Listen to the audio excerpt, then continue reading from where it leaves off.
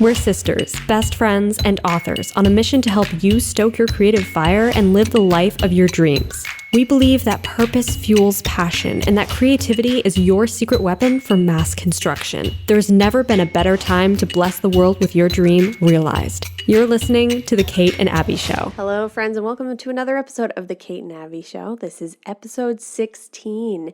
We're very excited to be here with you guys today. We're going to be covering some very productive topics today that I think a lot of you are going to dig, especially if you are in the process of wrapping up your novel or writing project from Camp Nano. Is that what it's called? Yes. Yeah. So what's the lowdown on what that is?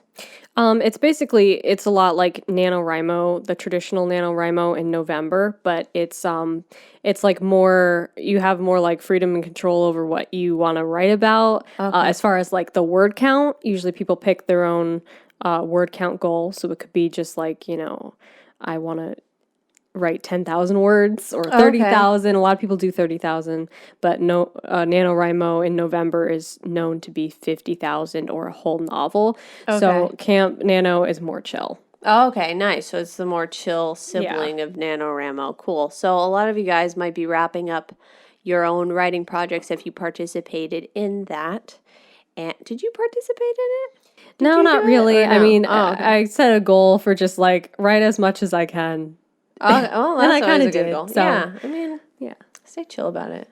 Right. So this will apply to you if you're wrapping up a manuscript and you're like, I feel like this is a really messy first draft. How do I go about cleaning it up? Today we're going to be talking about how do you rewrite a novel. And this applies to anyone who wants to do that, even if you didn't do Camp Nano. But I feel like now is an applicable time since a lot of people might be encountering this hurdle of how do you begin? Where do you begin? How do we dig into it? So we're going to dig into that today. First of all, we wanted to give a shout out to Faith, Sarah, and Rachel, our patrons. Thank you so much for being a part of making this possible. Thank you so much for your support. I spent the weekend hiking in the woods and in the hills and also revamping my blog. Some of you might be familiar with. It's called heretocreateblog.com rather. And I write basically, if you're watching this podcast on my YouTube channel, you'll get a little taste of what my YouTube channel is about. And I blog about all the same things. So if you like what I'm doing here on the channel, you will probably love what I'm writing about on my blog. I try to update as much as I can and include cool inspirational photographs and just different topics I'm interested in, like environmentalism, minimalism, and of course, updates on my book. So if you'd like to check that out, again, it's heretocreateblog.com, and you can sign up for my emails and just get them right in your inbox. I try to make them super inspiring is always my goal. I know Abby was up to a lot with her new series this weekend. Yeah, I've been posting a series on my YouTube channel, Writer's Life Wednesday, of course, covering the 3-act story structure and really diving deep into each story beat of the 3-act story structure. And I know a lot of you have been following along with that. If not, definitely head on over and check it out because it's going to tie right into what we're talking about today with rewriting a novel, especially if you went into the first draft kind of flying blind or pantsing or didn't really know what you were doing or you just wanted to get a first draft out of your head. It's a great opportunity. Rewriting is a great opportunity to go back and find some of the structure that may have been a little bit left behind in the drafting process. So, in that series, I've been talking all about the psychology behind why the 3-act story structure works so well, and it's been really, really fun. I actually was just filming videos for it earlier. So the next couple videos in the series, it's been fun. But let's get into today's topic. So we're going to be talking about rewriting a novel and basically taking your first draft, and especially when you're feeling kind of disappointed or just discouraged, like, is this any good? I'm not sure. Where do you even begin? Now, I know you've been working on some rewrites on a different project lately, so your head is kind of in this sphere already. Right. So how would you answer the question of a writer coming to you and being like, I'm so overwhelmed, where do I even start? I was going to ask you that. I think that there's different stages, or not even stages, but different methods for rewriting depending on how much you feel needs to be done to the story. The project I am currently working on was not like, oh my goodness, this is such a disaster. I need to just kind of take what the ideas and concepts are and completely start anew. It is currently more of what are the areas that need improvement and perhaps scenes that need to be rewritten and restructured, not so much restructuring and rewriting the whole thing. Now, I know writers who have come to the point where they're like, you know, what would be best for me is to scrap the whole thing and kind of take notes, take stock, write out the plot line of what their book is about and completely start anew. But I think it really depends on what you're working with and what you personally want to do with the book. Yeah, 100%. I agree. And that's why I always talk so much about like the outlining process and everything you do before you start writing the first draft. And I know a lot of writers get really excited about writing the first draft and they don't want to take the time to plan out what's going to happen, or they are afraid that they'll lose interest or excitement for what's going to happen. And in the case of some writers, yeah, I mean, you have to think about your own writing style and go with what works best for you. But it's also super, super helpful to make even just a very minimal outline in the beginning and figure out like what are the main points that I want to create here? What is the foundation that I want to lay so that I don't have to do a major overhaul later? Right. And I know that we're talking about in the eventuality that you do have to do a major overhaul, but this is why it's so good to think about outlining even just a very basic minimal structure, or just organizing your ideas. All right. It's just like it mitigates so much extra work Right. that you have to do later, kind of like. Because you know it's good. You know the story itself is good. You don't have to question it. What came into my mind is like if you're cooking and following a recipe and you don't get any of the ingredients out or even check to see if you like have them in your kitchen and you just start making it and you're taking stuff out and looking for stuff and trying to figure out if you even have ingredients as you're already making the food versus checking to see if you have the ingredients and taking everything out and like laying it out in order ahead of time. Yeah. It just makes the experience of cooking like you'll end up with probably, you know, a pretty good finished meal regardless, but one will be a lot more work and stress if you don't prepare at all. Yeah, exactly. So and also like following a recipe is kind of like following the 3-act story structure. That's true. Versus like just winging it. Oh, I'll just throw a bunch of stuff into this bowl and stick it in the oven and it'll probably come out good. Well, it might not. Right. At least if you are following a recipe, you know that the intent is it will come out good and it might need some alteration. Right. So in the event that you do have to do a major rewrite, I think it's definitely a good point that every story is different and you can't really go to one source or just Google it and be like, okay, here's how to rewrite a novel, because you really have to take into consideration where your book falls on the scale of how much rewriting needs to be done. Right, exactly. Because a person might be addressing like a really, really messy book that just needs to be completely rewritten. Right. Whereas yours might not be that bad. Right. And I think you can, if someone's like, well, how do I determine which it is? I think maybe if you have a few trusted beta readers, that would be a good idea. People that you trust and you know they're going to give you honest, constructive feedback. That would be a good place to start, because there is the other end of the spectrum where you might be overly harsh on your writing and thinking like, oh, this is garbage that needs to be completely scrapped. It might not be as bad as you think. Yeah. So don't be like too quick to throw it away and start over before you've asked anyone's for a second opinion other than your own. Yeah. Because it might not be as bad as you think. Especially when you like just finished writing it and you're like, I don't think that was good. Like, My first bit of advice to everybody, whether you're going to rewriting, revision, or editing process, is let your book sit Yeah. for a while. Like That does so much. 3 to 6 months. Yeah. Don't even look at it. Don't read any of it. And bonus points if you let it sit long enough that you don't really clearly remember everything that happens. Yeah. So now you have like this fresh perspective. Right. You're It's as objective You're as more you of a can get. reader. Yeah. You're Yeah. more of a reader than the author. Which you'll never be able to be like 100% objective Yeah. about your own writing, but it's really as objective as you can get to like try to forget about it as Yeah. much as you can, Exactly. rather than like obsessing over every detail. And also when you're really close to something, you really can't see the bigger problems with it, or even like a bigger problem in one scene. If you're like Right. so obsessed with like, oh, the wording is bad, like, hold on. Yeah. Take a deep breath, step back, let someone else read it, and try to gain an objective perspective, either through a reader or through your own eyes after forgetting about it for a while. Yeah. Exactly. Yeah, and if you have an editor that you work with already on your work, that's another person where you could send it to them and be like, even a sample of it and say, hey, can you give me feedback on if this draft should have rewriting done or just revisions?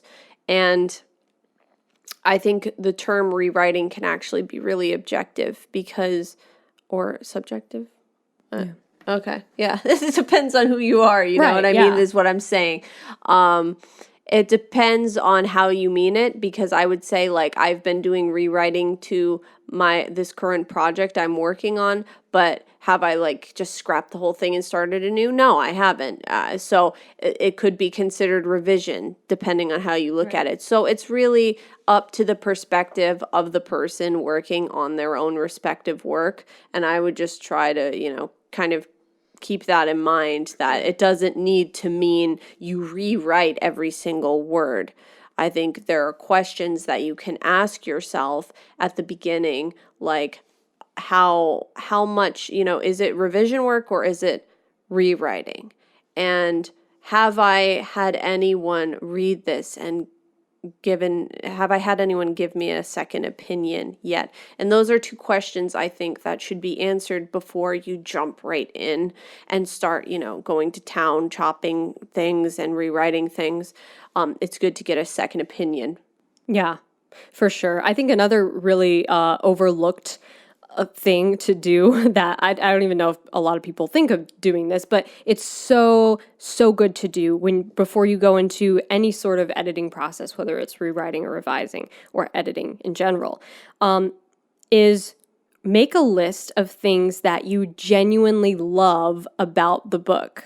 And that can be on your computer, it can be in a notebook, whatever, somewhere that you can reference it, especially when you start to get like a little bit discouraged or feeling like, oh, this story isn't that great. Before you go into any of it, write down what is your favorite scene or scenes that you're most looking forward to revisiting.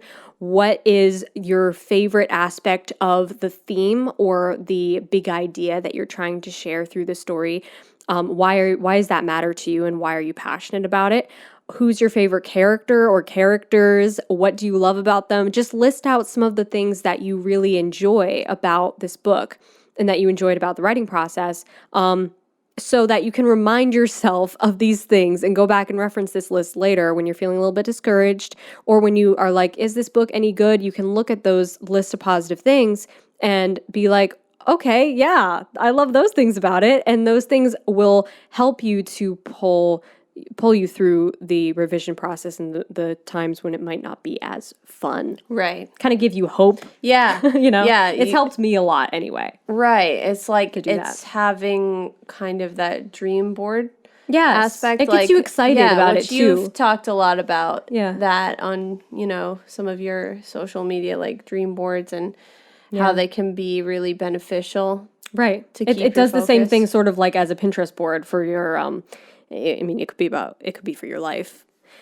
Or for your book. I know a lot of you make Pinterest boards for your books. I do too, of course. And just looking at that gets you excited to write the book, So in a similar way, I think this list of things that you love about the book can help to get you excited about a process that isn't quite as fun as the writing process. Right. Because when you're looking at what the end game will be, it makes it worth it because Yeah. you're like, I love this book. I've always wanted to write this book. This book has meaning to me, whatever it is. Yeah. It will just represent the fact that the book does have meaning to you. It does matter to you. And that you think it will matter to other people as well. I think that's another thing to think about too, is that you'll have someone, probably multiple people, who will say to you, this is my favorite book. This book changed my life. This book saved my life. This book really helped me emotionally. I've had people say things like that to me, and I'm like, wow, if you were the only person who read the book and had that big of an impact, it would be worth it to me to just write the book for you. And I would have went through the whole process just to write it for that one person. And that's really powerful. So think about that, how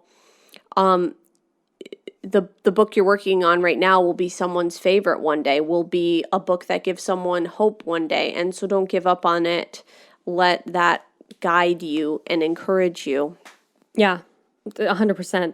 That's what drives me so much during the writing process. And this is something that I sort of touched on in my video that I filmed today, is like thinking about the person who is out there in the world who is very similar to your protagonist. And if you could sit down with them and give them a idea or a truth or just something that would be what you want to say to them. That's really what you're writing into your book through your protagonist. You know, the protagonist is a similar character to this person out there in the world. And there's many people like them out there in the world. And what are you going to say to them through your book? That to me is like such a powerful thing to think about, because writing is powerful for that reason. Right. Because you're delivering ideas and truths to people who are going to read your book, in a way that you couldn't otherwise. Exactly. Because you don't even know these people. Like, they're going to read your book. You'll never meet them probably. But you're going to inspire them. And that to me is just so cool.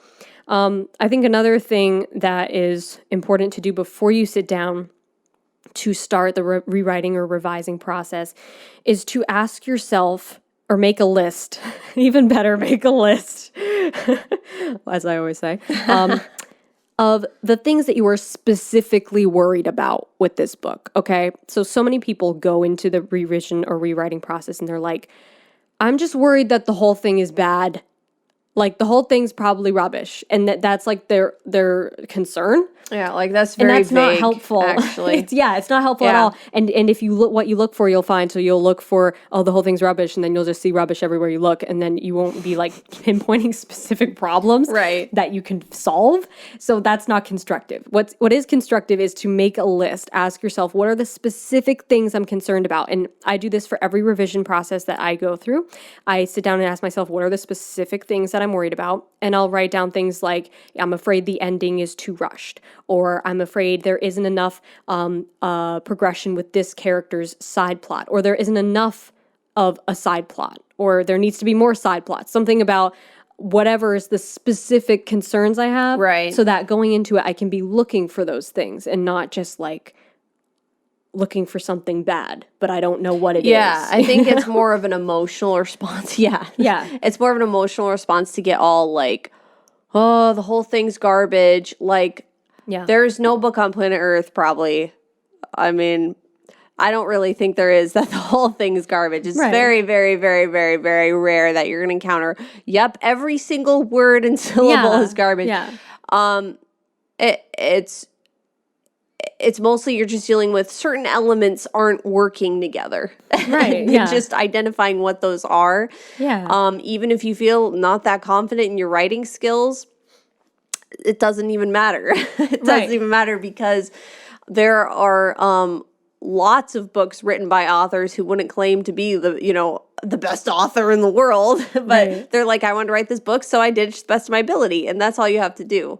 You don't have to be asking yourself these questions of like, oh, am I qualified? Am I as good as I could be? And is this just garbage? Like, that's a really emotional approach to the revision process. I would say the best thing would probably be to try to distance yourself from it and look at it, like you were just saying, distance yourself as much as possible.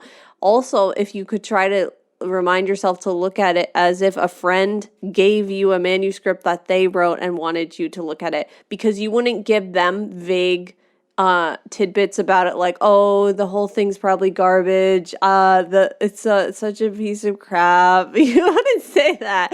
You would be like, okay, well, you would look at it in a really practical sense of like, you have some good pieces. They're just not all working together. Right. And, this could use a little help here. This could use a little help. The dialogue is good, but the descriptions are a little lengthy.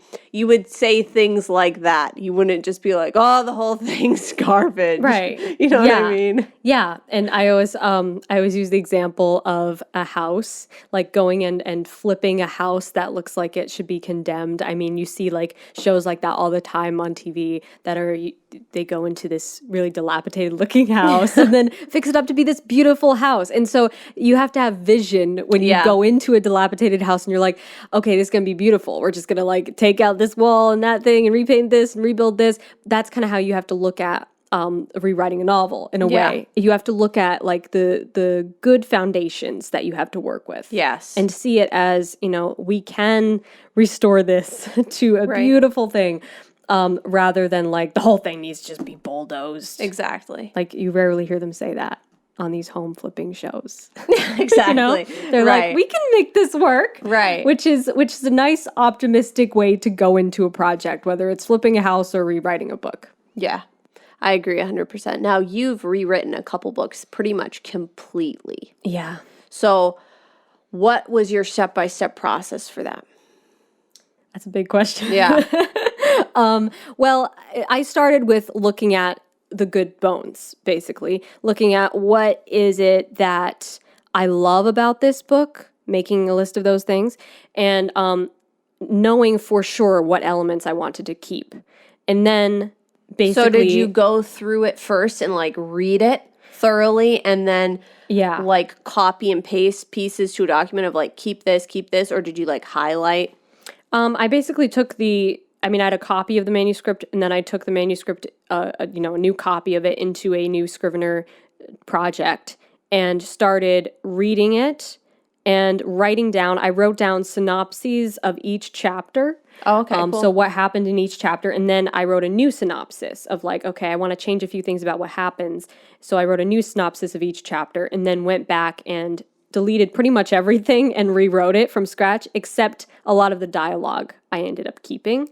Some of the action, but a lot of the dialogue, because most of the dialogue was good, but it just needed some new context and some reframing. So it was kind of a process of looking at it and then writing down, like assessing in a written synopsis what I had, and then writing a new outline or a new synopsis and then rewriting it, rather than like, let's start rewriting and jumping into the old version and just like writing it line by line. Like that would have driven me crazy because I wouldn't have had any sense of direction. So I think for a person like me, I needed to re-outline and then rewrite. That makes a lot more sense to figure out, instead of just rewriting linearly as you go, like, okay, here's a chunk, rewrite it. Okay, here's a chunk, rewrite it. And like kind of cut and paste or cut and rewrite, is to write down like what exactly is happening in this chapter, what needs to happen, and then working from that outline of the chapter that you made. That makes so much more sense to do it that way, and it's so much less like overwhelming. Yeah, 100%. So that's pretty much how you did it start to finish on a couple books. Yeah, because it's for me, it's like I have to outline. I have to have like a sense of direction or GPS. I know some listeners are going to be thinking, I didn't outline when I first wrote the book. Outline now. Right. Okay. So that would be my advice. Is it any different? It is in the way that you already have some good ideas and good bones. And if you were just like putting down the first draft to get it out of your head, that's fine. I know there's I don't know who said it, but someone said that the first draft is just you telling the story to yourself. If that's how you write, then okay. But I would recommend at least the second time around making a clear outline, even if it's very minimal, of what direction you really want the story to take, using a lot of the elements that you already have. because you obviously like them. You wrote it that way for a reason. You like it. So if you restructure it and make it fit into a winning strategy, is how I'll use is the term I would use, just because there are certain things that you can do. Like I talk about with the 3-act story structure. I mean, go on my channel and watch the videos about it because I explain it better there.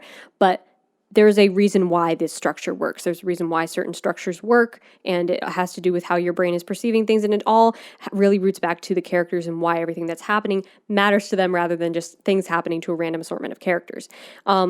So going through your outline or writing a new outline with intention and a focus on your characters and their internal conflict is really all you need to do, even if it's just a very minimal bullet point outline, I would say.